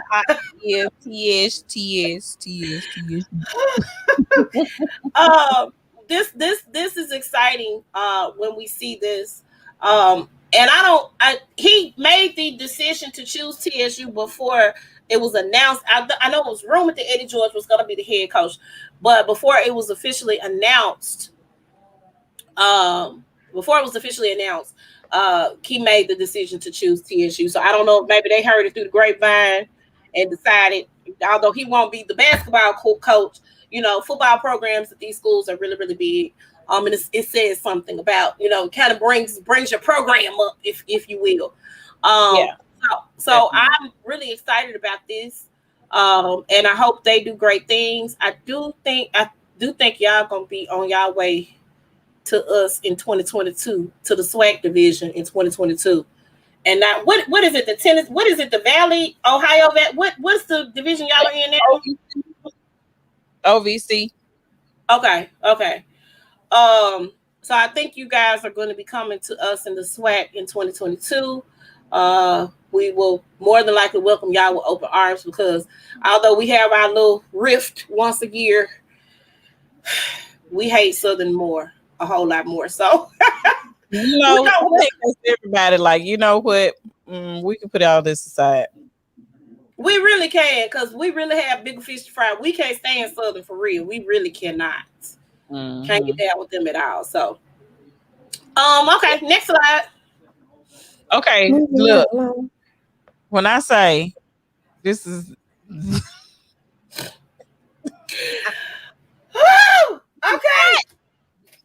Listen. If there ever, I always tell people to dream big. I always say dream big. Have dreams. What? Have dreams. Have dreams. Have dreams. Have dreams. I have no problem with having dreams. Audacity was on sale, and everybody cleared the shelves up. Baby, it was buy one get one free. Do you understand me? So okay, if Audacity was on sale, it was sold out in minutes. So this couple right here, and hold on, I wrote their names down. I said, let me write their names down, because everybody know who they are. What? Courtney Wilson and Shanita Jones. Okay. What? Let's talk about this real quick. So this man that's the IHOP heir has this big old house, and there are multiple houses on this property. So this is just one of the houses that's on this property. Okay. So I don't know if at one point the man had the house on set. I'm not sure, but some way, somehow they got the tour of the house. Okay. They came back several times for the tour of the house. Somehow, some way they was let in this man's house. So they have taken it a step further to claim this house as theirs. Now keep in mind, the house is $5.7 million. I don't know what either one of these two do that they think this going to be their house. Okay. They don't do $5.7 million worth of anything. What? So they have planned their wedding, right? And if you look closely at the invitation, I tried to blow it up as best I could. Do y'all see that it say the Wilsons estate? Yes. They have their wedding at this man's house, but they didn't change it to the Wilsons estate because that's what they, her last name is going to be Wilson. This is their dream home, okay? So the day of the wedding, which was April the 17th, Courtney is at the house, right? And he think the man ain't at home. How Courtney got in the house, I don't know. The man sees this man like, what you doing in my house? What?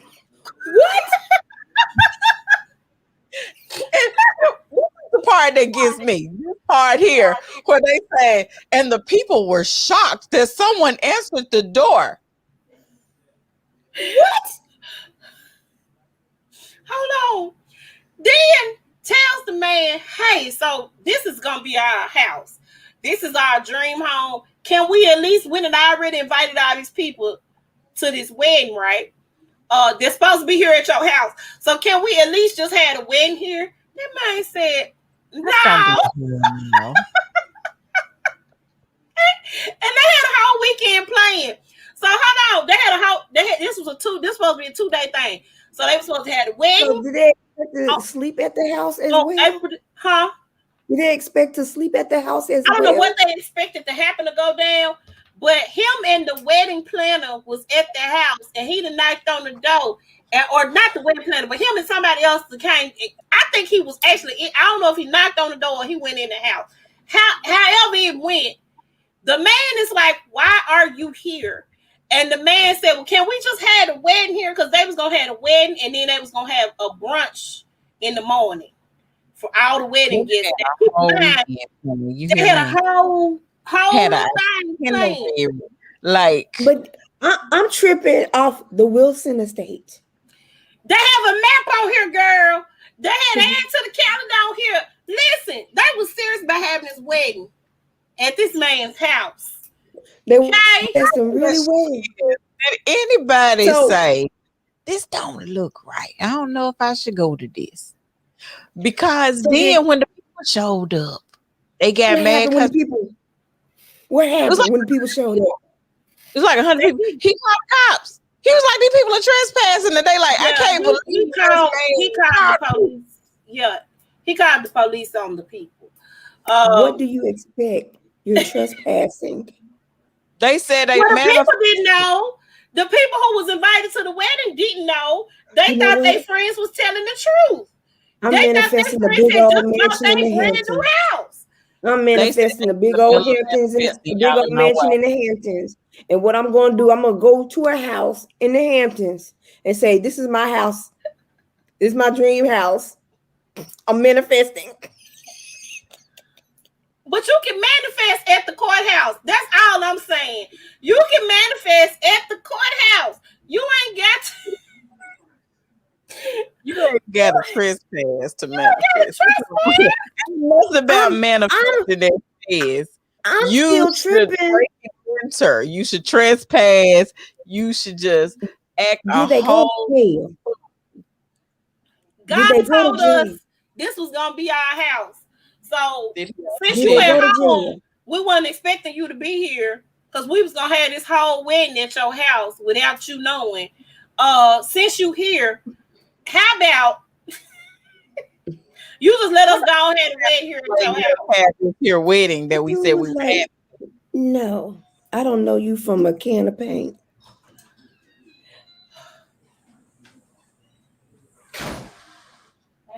I was so tickled. That's all I got for you, folks. I was so tickled. And I was so tickled. I said, when I say they do the most.com, the most was done. Now I'm interested in knowing what does these people do for a living where they thought they should get a 5.7 million house, or even get this rich man and say, hey, yeah, come on, had a wedding since y'all already said. I want to know what y'all do in real life now. I'm interested in that. Because this here is crazy.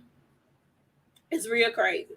I've heard of, I've seen like Fatal Attraction and those types of shows where the man pretended to be a doctor or something, and the woman didn't know no different, and she didn't know no better because the man was going to the hospital every day, coming home in the scrubs and all that stuff. And they didn't know because they had their own life.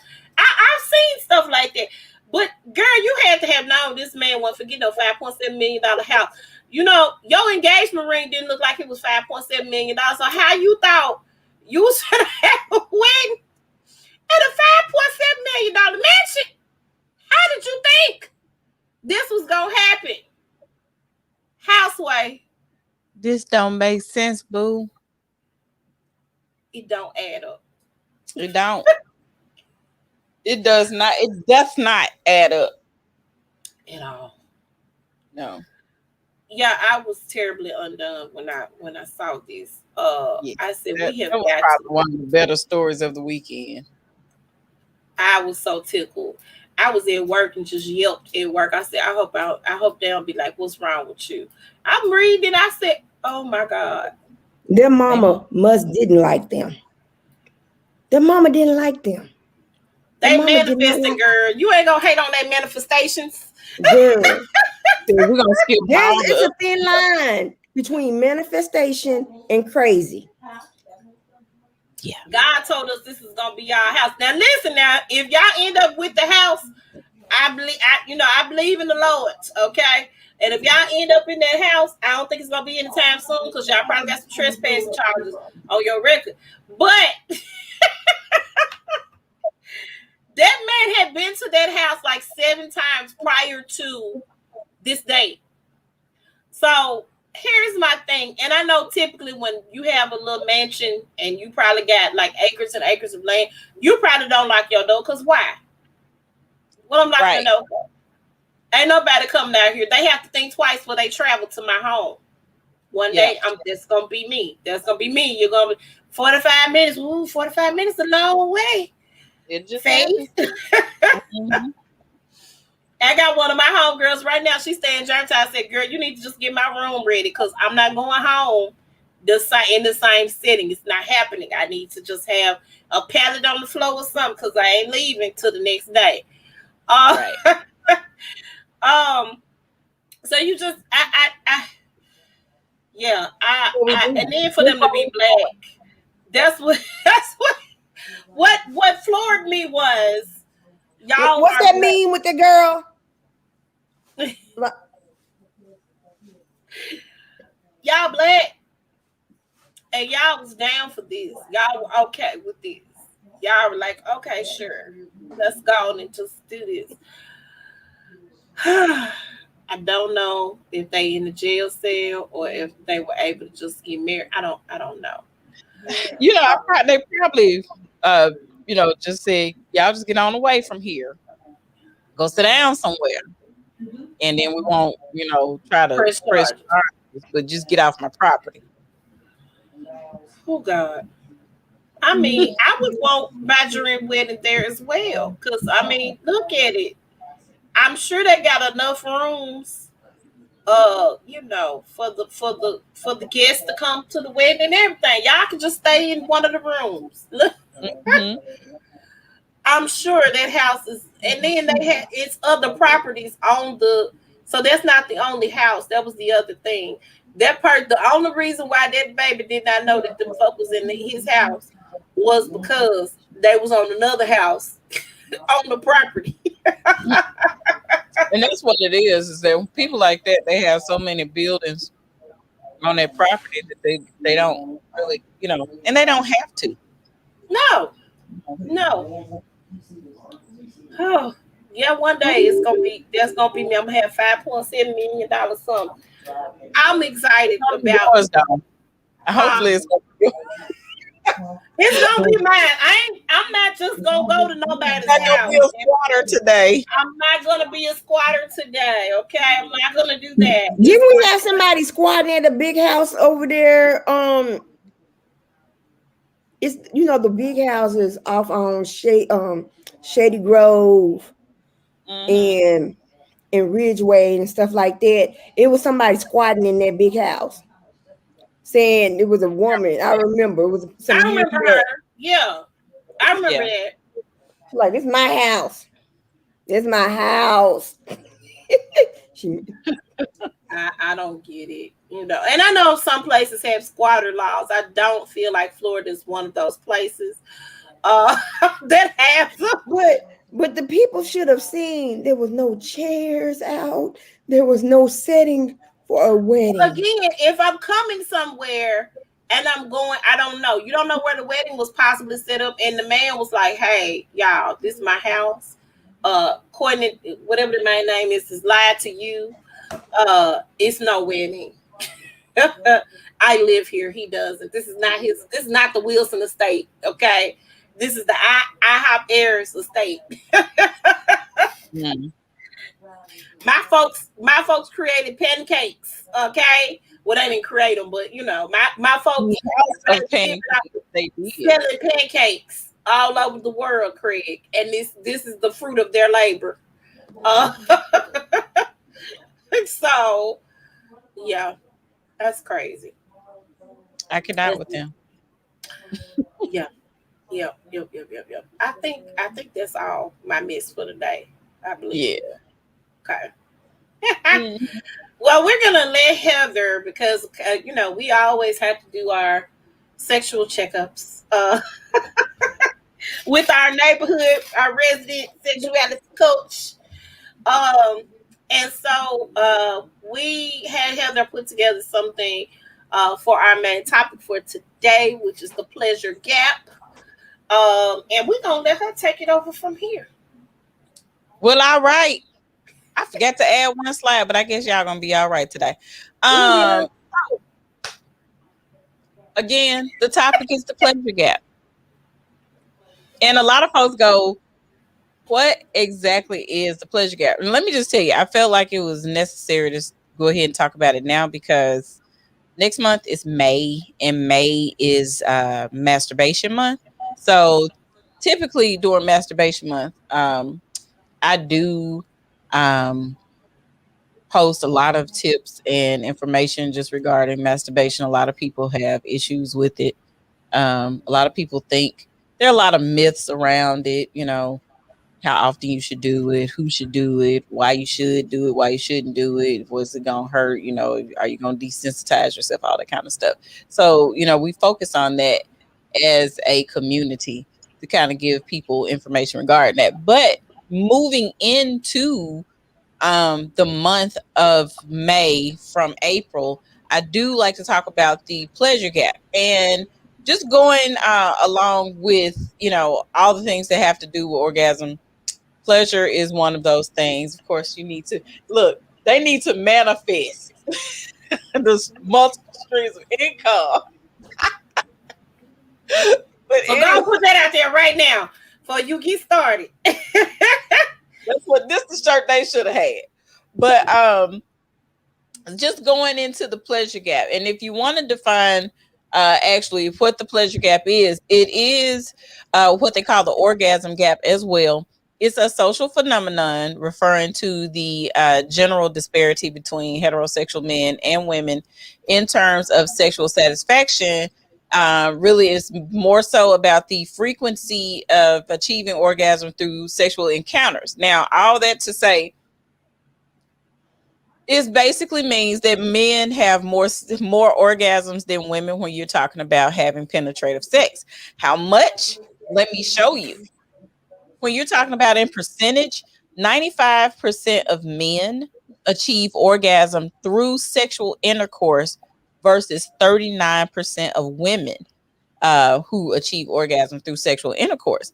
And that doesn't even have a lot to do with just heterosexual men, because then if you skip over here's the thing though, heterosexual women are at the bottom of the totem pole when you're talking about orgasm during sexual experiences. Heterosexual women, cisgender women. And so when you're talking about, even when you're talking about up against the LGBTQ women, look at that.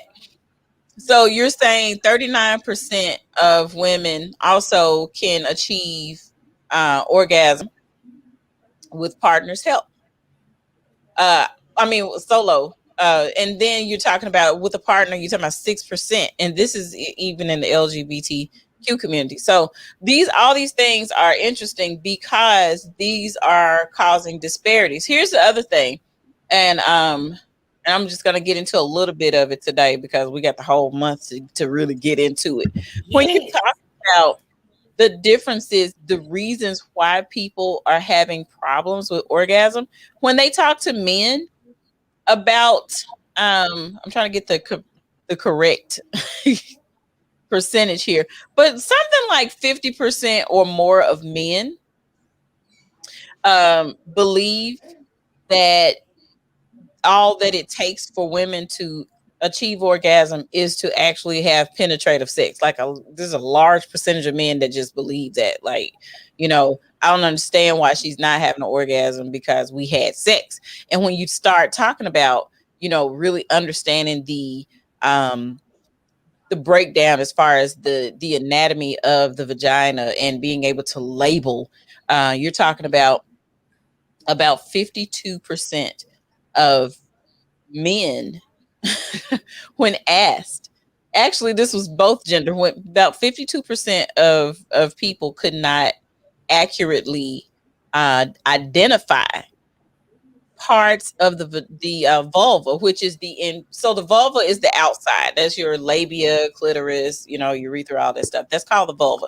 People could not identify these things. Like, people just have a very low working knowledge of the female anatomy. And that's due to the fact that a lot of times when we're looking at information regarding anatomy, it's geared toward men and their pleasure. They didn't even discover like the way the clitoris really works until like 1996, 1998, somewhere around there. So you're talking about maybe 20 years ago, just finding out that the clitoris is not just that little man in the boat, that is actually, 4 inches long. I'm gonna show y'all my little broken clitoris. Y'all don't laugh at my little clitoris, but it's this long. It's about 4 inches. It looks like a little wishbone. It's supposed to have 2 little legs here too. But the fact that a lot of people don't even know that it's shaped like that is a lot of reasoning as to why we can't get accurate amounts of pleasure as well. When you're looking at things like knowing where the clitoris is, a lot of people, I come into contact with a lot of people that don't know the clitoris is on the outside and not the inside of the vagina. I have a lot of people who don't know where the G-spot is. Like, people just don't have a working knowledge of where everything is and how it works.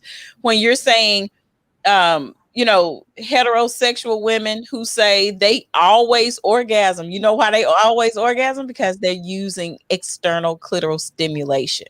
That's when you're looking at that 65%. When you're looking at 95%, that 95% is with or without any type of outside stimulation, and that's just penetrative sex. So when you're looking at all these things, and you mean to tell me y'all playing around in your happy land, you don't know what the labia is, you don't know what all these things are, that puts you at a disadvantage, because then you don't know how to stimulate those different areas. You don't know what your partner needs. And then the other thing is that we've been in a society that believes that, and we're just now changing, that, orgasm is really should be simple to achieve. That orgasm is something that really we should be able to get it all wrapped up by the time the guys get it done, and that we should just be happy and stimulated simply because of the fact that we're having sex. So there are a lot of mindsets that end up changing the way that we that we've been functioning, and it's just now coming to pass that we really do look into the pleasure for women as well as men. So for me, what I try to do is help people figure out how to close the gap. One of the things that we talk about is how to close the gap. One of the things that we talk about is focusing on pleasure. One of the other things that people get kind of laser focused on is thinking that every sexual encounter should end in orgasm. And the truth of the matter is, it won't.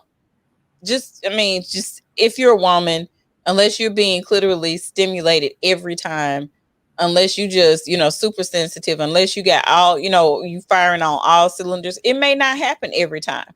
But if you focus in on the pleasure part of a sexual encounter and not necessarily the end in the orgasm and everything, you may find it easier for you to orgasm.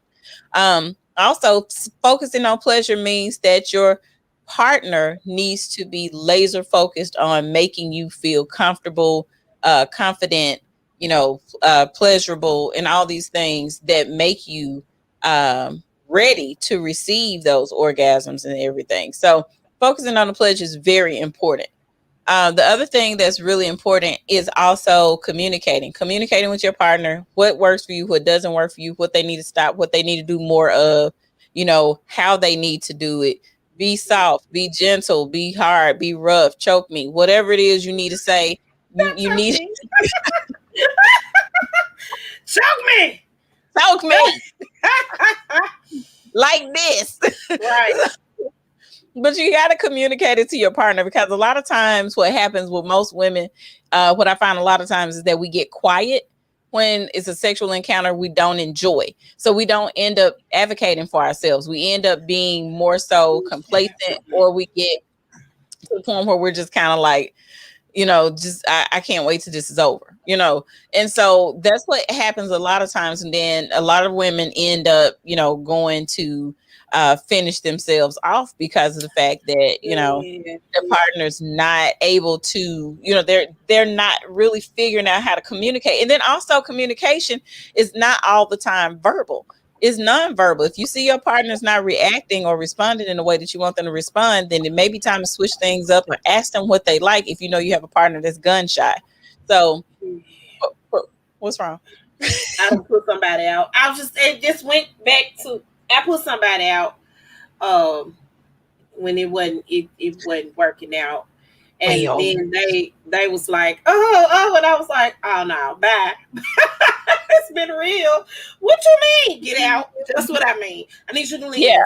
But see, that's the thing. And you have a lot of people who have experiences like that. They'll be like, look, it wasn't that great. I don't want him to ever call me back. Like, lose my number. I hate you. You suck. And a lot of them, I hated him. I just thought that, to me, I thought it was a little bit selfish. And that's because we have taught people you know what I'm saying? Like, we don't end up being that selfish. We're always making sure our partners are taken care of, but we don't require the same from them. We don't tell them like, that's not really that great. Could you stop doing that? Could you, please stop playing? I was a little younger. It's really weird right now. I was a little younger, so it wasn't like, I had a filter at that point in my life. I didn't have a filter at all. Period. So he got put out, poor baby. But it wasn't. We weren't in a position where there was a communication type of situation either. It was just like, okay, it just happened. And right. A lot of the incidents that happen it's just something that people end up doing. But when I tell folks have the clothes on conversation, they just kind of be like, what? Yeah, talk about what you like with your clothes on.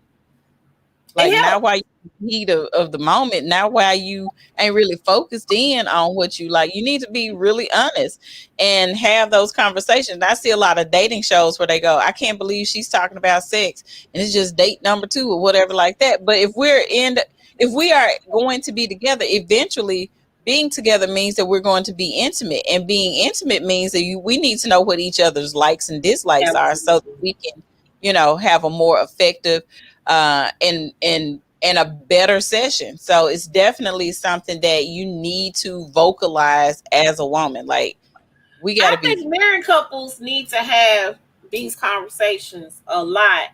A lot of them don't. A lot of them don't. You'd be surprised how many don't have the conversation. You'd be surprised how many, the church, right? The church kind of has put some taboos on even sex, if that makes sense. Mm-hmm. So in a lot of instances, they don't have the conversation about what they like, what they dislike, what they want, what they don't want, that sort of thing. It makes, or it's the situation where you have to always please your husband. You know what I'm saying? Mm-hmm. And you got to make sure he okay and not you okay. So I'm over here about to my head about to explode because I can't have no type of release in this situation, but this man releasing all over the place. Right. Those types of situations. And even when we talk about some of the shows that we watch, like Married at First Sight, you think about Clara, and even though she says she's not religious, she's grown up with a religious background where she's constantly aiming to please him, and he's not giving her anything in return. And in return, she's very much frustrated. For every orgasm or ejaculation she's had 0 due to their interactions. If she is having any, it's because she's doing it to herself. So you got to think about all of that. A lot of the rewiring we have to do And it comes down to that, like you said, married couples, a lot of times I talk to them and they're very shy. There are a lot of couples that are very shy about talking about their sex life, which I'm like, did y'all have sex before y'all got married? Yeah. Well, then what changed?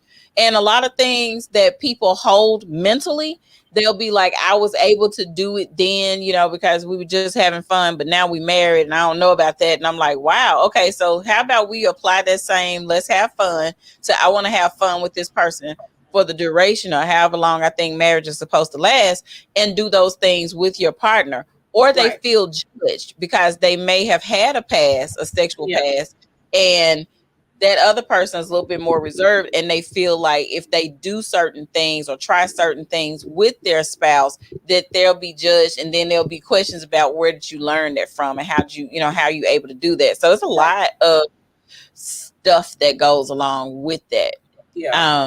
So that's one of the things that you really have to be focused in on. And let me see this other slide that I have here. Solo dolo, pleasure, self-pleasure, masturbation. Those are one of the things that you really have to understand. And not just self-pleasure, being by yourself in a room, being able to masturbate, but get comfortable with masturbating with or in front of or next to your partner when you guys are engaging in sexual. You may not be engaging in anything sexually. You may just be froggy and want to do some things. But no, there's no better way to teach someone how to please you than to show them. So when you're talking about you need to have the opportunity to show your partner what you like, the best way to do it is to just use a toy or use your hands or whatever you use to self pleasure. And that's another little barrier that you can break between you and a partner, so that they can see how comfortable you are with your body, but also how they want you to interact with them, so you can see, okay, well, I need to do this and I need to have this much pressure. Maybe if I try this, and then after a while, maybe they'll start kind of joining in, like, okay, so do you like it this way? Or and make it a learning experience for the two of you. And then that way you can make sure that your partner is pleased. So, the whole point of a pleasure gap is we know good and well, as long as you got a penis and if they rub long enough, you're going to have an ejaculation, you're going to have an orgasm. It's not that simple with women, people with clitorises. You have to work at it. Penetrative sex is great, but it doesn't always bring you to orgasm. There are techniques and there are positions you can use, but all the time it doesn't work. And so you just have to understand that when you're talking about the female population, the population with clitorises, you're talking about 75 to 87% need external clitoral stimulation to achieve orgasm. That's a large percentage. And everyone else, you have a small percentage that can engage in penetrative sex only and will make it to orgasm. But even still, if you're talking about, I'm not getting wet, I have problems with this and I have problems with that, then you are not being fully and completely stimulated to the point where your body can take over. So get to that point where you guys can talk more about closing that gap. I'll be talking more in May about this. I'll be coming with tips every week. Well, actually, every day I'll have tips, but they'll be in different places every day about masturbation month, because I think it's very important for people to get to know their bodies so that they can show their partners what they need. And also, don't leave it up to your partner to, help you orgasm. Your orgasms are your responsibility, is what I always tell people. So have fun, close that orgasm gap. Boop, boop, boop, boop, boop, boop, boop, boop. Amen. Boop, boop, boop, boop. You on mute. And that's how it is. And that's all. Mary had a little lamb. And that's on Mr. Rogers' Neighborhood. Oh, that's a new one? And that's on Sesame Street. Not on Sesame Street. And that's on Lamb Chop and Play Along. And if you don't know, now you know. Oh God. So yeah, I think this is important. I can tell some stories, Jesus, of some different situations that I have been in myself. Because like I said, I put somebody out. That poor child still probably trying to figure out why he got put out. Because I didn't tell. I was like, okay, it's time to go now. What? See, and that's why you need to put him out, because I bet he's sitting up here rocking around and hunching and calling on somebody else for all these years and just doing whatever. And just doing whatever. It was, you know the scene from Waiting to Exhale when when Layla Rashawn and I forget the guy's name. She was like, Wendell Pierce. Wendell Pierce. Wendell Pierce. Wendell Pierce. Why do I want to kick Wendell ass to this day? And he has played other phenomenal characters since then, but it's like that was the situation, and I was just like, no, this nigga did not wait to exhale me. What you finna do is get out. And did. What you about to do is be gone. How about that? Cause yeah, I have some crazy stories. It's a trip. So, all right. Yeah. Next slide. Well, we're ready to talk about your slide here. All right. Mamas of Comedy. I updated this because we have an updated flyer, and I wanted to make sure that I had the updates on here. So make sure you guys are purchasing the tickets for the Mamas of Comedy, featuring our host Tootie Two Times, Ashanti, and headlining Latoya Tennille of the Comedy Jaunt with the featured artist Jay Audrell, and I think it's another artist coming on, Ambrose. Make sure you guys are in the building. Oh, by the way, we do have vendor slots available. I'm just putting that out there. I just talked to a vendor today. So we got $50 vendor slots for the comedy show. So if you would like to be a vendor slots are $50. We're going to put that out there right now. I did not know we were having vendors until now. Just found out because somebody inboxed me, was like, hey girl, y'all got some vendor slots for that? Yes, we do. Sure do. Come on, be a vendor. So if you're interested in participating and being a vendor, make sure you inbox me or inbox my homegirl Leonette McLaughlin, and get with us, and we'll make sure we get the cash app over to you so you can go ahead and pay for your slots. And get to selling some of your products. We starting to open back up, so making sure that we put businesses on in the forefront. So yeah, awesome. All right. So gonna be a Smooth Living, 1263 Winchester. I'm sorry, because I didn't do that part. And that's in the Whitehaven area. Smooth Living is an awesome restaurant. They have 2 locations, the one in Whitehaven and the one over on Riley LaGrange. Make sure y'all check them out, just in passing. But make sure y'all come on. We're gonna have massage therapists there. We're gonna have food and drinks, not just drinks, but drinks will be available for purchase. The music and of course the comedy. And I'm excited about this because these ladies are hilarious. They are funny. For no reason, they just are. You have a conversation with these girls, and they're gonna have you cracking up. If you follow any of them, they post will have you hollering. Throughout the day, I'm looking at one of their posts, and I'm cracking up all day long. So they are really, really good. We want to support our local talent here in the city. There also is going to be a virtual option to this as well. So if you can't make the show physically, but you still want to support and want to do that, you can still purchase the ticket on Eventbrite. And I believe the day of the show we'll send out the link for the show. So we're still doing the virtual. Praise God. Okay. All right, Wendy, how can they reach you? Oh, they can reach me on Facebook, Wendy Edingbourgh Smith. On Instagram at vlux76. My website is www.maryk.com/WEDINGBOURGH. Yeah. All right. Heather, how can they reach you? Well, here you go. Heather's Passion Academy. I am all things Heather's Passion Academy at this moment. Y'all make sure that you log in. Come on in this month because, like I said, May will be masturbation month. I have a schedule of items to talk about. We'll look at some different really good items on Tease Me Tuesday. I'm going to feature probably 3 items per week to talk about different types of solo play that you can use. And yeah, go to the website, HeathersPassionAcademy.com. All right. And you guys can reach me on Facebook, Vicskeyas Faith More, Instagram at Vicskeyas Faith, and Twitter at Vicskeyas Faith. Yeah, and you can reach us here at the Size Up. Facebook, the Size Up, Instagram at the Size Up 2102, YouTube, the Size Up official podcast. It is the way that it is spelled.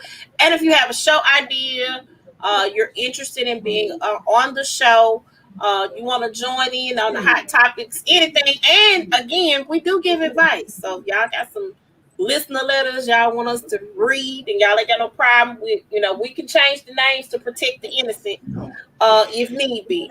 But if y'all have any of those things, we got a sex coach on here, we got a skincare expert, and we just got somebody who, I'm my expertise is insurance and financial stuff, but I also have everyday life advice I can give you. So we have it from all angles here. So if you want some advice on some things, send us a letter. We'll give you some advice.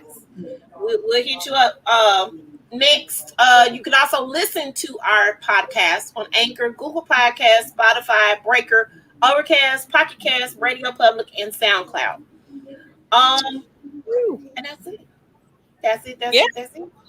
That is. All right. Well, we thank you guys for joining us today on the Size Up. We will be back. I think we long overdue for a self-care conversation. I believe we are. Yeah. And I know we're not going to be here on Mother's Day. No. I believe that, I don't know how we're going to do this, but I want you guys to check the page out, because we're going to try to be reaching out about doing something pre-recorded for Mother's Day, because, of course, I will be working the comedy show and get everything together for that. So I won't be present. And, we are all mothers, so we kind of need a break anyway. But I think we need to talk about self-care on our next episode, just because we hadn't talked about it in a while. And a lot of people don't know, what self-care is and what is needed to do that. And self-care is not always just getting your hair and nails done. It's more than that. It goes beyond that. So I think that's what we're gonna talk about next week. Okay. And just kind of delve into that. But if you are a mama, and I don't know how we're gonna do this, and we'll talk about this in a minute when we get off of here. Look out for information on the pages about what we're planning on doing for Mother's Day, because like I said, it's probably gonna be some pre-recorded stuff that we'll be doing. So look out for that. We may be looking for mothers to talk about motherhood or whatever. I don't know. We're gonna come up with something, but that will run on Mother's Day. So make sure you look out for that information. Y'all got anything else? Nope. I don't think I do. What about you? When you got any Mother's Day specials? Wendy? Yeah. What was that? Mother's Day specials, baby. You got any specials for Mother's Day? In the baskets, anything coming up? Well, I am doing a travel color kit for $60. It's 5 products, and you get the travel bag for free. Hold on, let me get it. I got the bag right here. Hold on. Okay, get your bag, girl. Get your bag. We trying to push it now.